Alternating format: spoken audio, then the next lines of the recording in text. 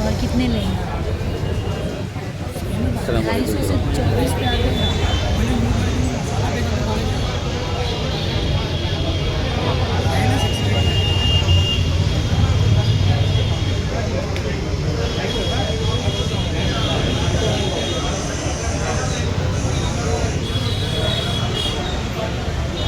अभी बढ़ेंगे, देखो अभी बढ़ेंगे।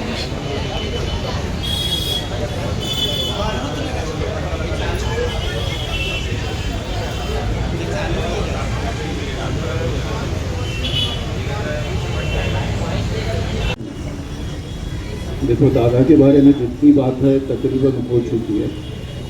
मैं इतना बोलना चाहूँगा कि हम लोग मोरेश्वर भाई, जफर भाई, नेहा मैडम और जितने भी मुमताज शाह वगैरह जितने भी लोग हैं दादा से मिलने सुबह गए थे।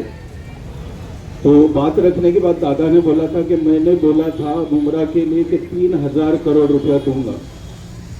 तो बोले यकीन मानना, अगर नजीब भाई को छूट के देते तो 6000 करोड़ रुपया देता, लेकिन तुम लोग मायूस मत होना, मुमरा के लिए मैं कुछ ना कुछ करूंगा। तो हारने के बाद में भी उसका कैंडिडेट, उसका दिल इतना बड़ा था। और हमारे पीढ़ी में, पिछले पीढ़ी का नहीं मालूम, कि महाराष्ट्र की 2 बड़ी आवाज थी, एक बाला साहब ठाकरे जी और दूसरा शरद पवार जी।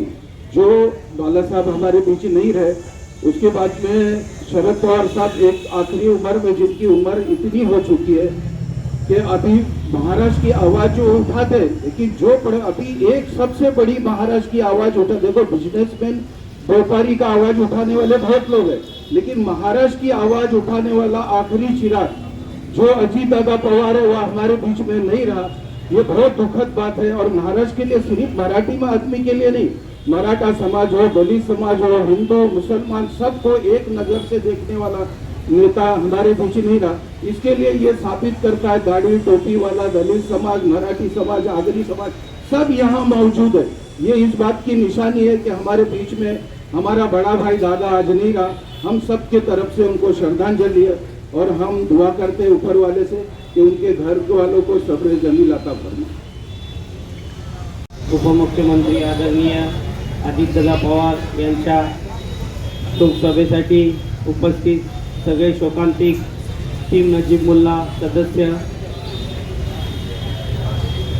अजितदादा हे कर्तृत्वाचे महामेरू होते। त्यांनी महाराष्ट्रासाठी नेहमी कर्तृत्व केलं।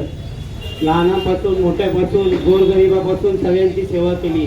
ते सकाळी 6 वाजल्यापासून त्यांच्या ऑफिसमध्ये लोकांसाठी भेटण्यासाठी आणि त्यांचे जे प्रॉब्लेम्स असायचे ते सॉल्व्ह करण्यासाठी ते नेहमी सकाळी उठून त्यांच्या ऑफिसमध्ये टायमावर असायचे। असा नेता कधी कोण आहेच नाही का त्यांनी एवढ्या सकाळी उठून लोकांचे प्रॉब्लेम सॉल्व्ह करण्यासाठी लोकांना वेळ दिला। आज ते आपल्यात नाही, ही एक कल्पना करणे मनाला खूप एक दुःख देणारी घटना आहे। मी काय जास्त बोलणार नाही, मी एक दादांचा अनुभव सांगेन। जेव्हा दादा नजीब मुल्ला यांच्या घरी आले होते, त्यांनी टाईम दिला होता 9 वाजता, तर ते शार्प 9 वाजता रात्री तिथे आले होते। त्यावेळी सर्व नगरसेवक तिथे उपस्थित होते, त्यांच्या जेवणाचा कार्यक्रम होता। मग त्यांनी सगळ्यांना एक 1 बाय 1 आतमध्ये बोलून विचारपूस केली, कामांची याची त्याची सर्व विचारपूस। वहिनी पण होती त्यावेळेस, आम्हाला दोघांना बोलवलं, दादा नव्हते तेव्हा, पण आम्हाला बोलून त्यांनी विचारपूस केली का कसं काय पुढचं कसं काय, म्हणजे एका कार्यकर्त्याला वेळ देऊन कसं काम करायचं, त्याच्याकडून त्याची विचारपूस होऊन त्यांच्या ज्या काय कामात अडचणी आहेत त्या कशा दूर करायचं हे अजितदादांना बरोबर माहीत होतं। आज ते गेल्याने नजीबभाई यांचं खूप नुकसान झालेलं आहे। त्यांच्यावरून म्हणजे एक बापाची छायाच गेलेली आहे। तर आपण सर्व मिळून नजीबभाई आणि मुंबऱ्यातून दादांचे असे हात आपण त्यांना सहकार्य करून त्यांच्या पाठीशी राहून आपण त्यांना या दुःखातून कसं सावरता येईल याच्यासाठी आपण सगळ्यांनी मिळून या टीम नजीब मुल्ला मुंबऱ्यात एकदम चांगलं काम करेल हे बघूया। आणि मी स्वतः आणि माझ्या परिवारातर्फे दादांना आदरांजली वाहतो। जय हिंद, जय महाराष्ट्र। अस्सलाम वालेकुम, नमस्कार, जय भीम। दादा के लिए बोलने के लिए बहुत छोटी मुझे लगता है, लेकिन मैं सभी को यही बोलूँगी, सभी ने अब तक जो भी दादा के बारे में कहा है वो एक सीखने वाली बातें हैं। और दादा ने यही जो हम सोशल मीडिया पे भी वीडियो देख रहे हैं, उनका एक ही संदेश लगता है वो हमारे लिए छोड़ के गए हैं, चला कामाला लगा, चलिए काम पे लगिए। वही नई सुबह करिए और जो भी उनका सीखा हुआ है, जो छोड़ के गए हमारे बीच में, वो हमें याद करते हुए, सुबह जल्दी हो या लेट हो, लेकिन काम पे लगिए और सेवा करिए। तो बस उनको याद करते हुए शुक्रिया। अस्सलाम वालेकुम और नमस्ते। अजीत दादा पवार साहब जो आज हमारे बीच नहीं रहे, हमारे पार्टी के सुप्रीमो, एक अहम शख्सियत जिसकी कमी हमेशा रहेगी पार्टी में और कोई पूरी नहीं कर सकता। जितनी बार हम मिले उनसे नजीब भाई के माध्यम से, उतनी बार उनको हमेशा देखा फिक्रमंद महाराष्ट्र के लिए, अखिल इंडिया के लिए। उनकी हमेशा सोच रही किस तरह महाराष्ट्र को डेवलपमेंट की तरफ ले जाया जाए। एक बेहतरीन सोच के साथ वो हमेशा 24/7 कोशिश करते थे लोगों के लिए काम करने की। और सबसे बड़ा लॉस मैं समझती हूँ ये हमारी कम्युनिटी के लिए, खासकर माइनॉरिटीज़ के लिए, क्योंकि एक बेबाक लीडर जो हमेशा हमारी कौम के लिए आवाज़ उठाते आए हैं।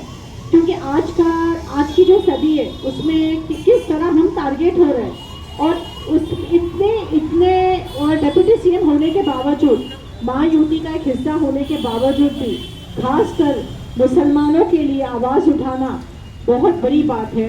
तो हम उनको बहुत मिस करेंगे हमेशा, क्योंकि वो और हमारे शहर मुमरा को जितना उन्होंने बजट दिया, जितना उन्होंने मुमरा को बेहतर बनाने के लिए नजीब भाई का साथ दिया, हम सब का साथ दिया, मुझे नहीं लगता उसके बाद मुमरा शहर में इतना कभी बजट कोई ला पाएगा, इतना सोच कोई मुमरा के लिए एक डीसीएम रख पाएगा।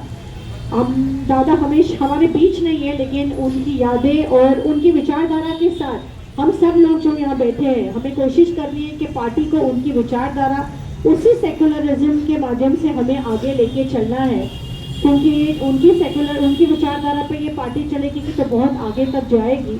और भावपूर्ण श्रद्धांजलि आज उनके लिए बाबा साहब आम्बेडकर चौक पे रखी गई है, और उनकी फैमिली के साथ हमारा एक कंडोलेंस है, था और रहेगा। Thank you.